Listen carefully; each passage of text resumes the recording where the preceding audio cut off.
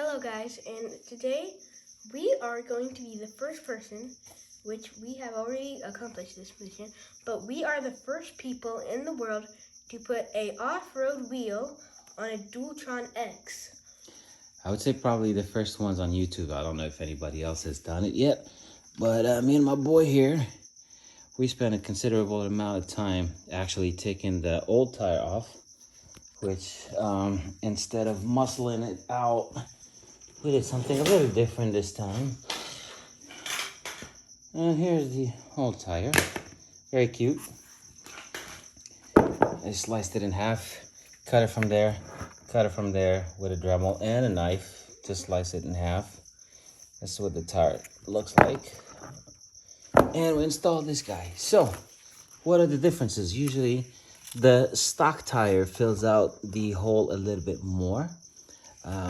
It sits a little bit more flush, as you guys can see in the back. It fills out the whole situation there, and it did in the front as well.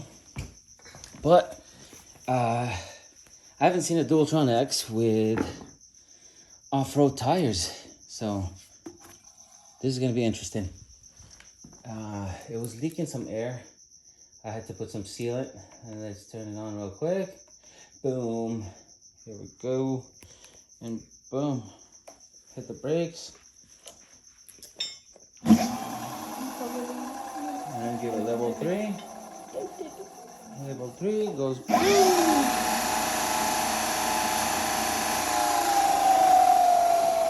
We got the DIY 2, DIY 4 here. 69 miles per hour on this bastard. Yeah, buddy.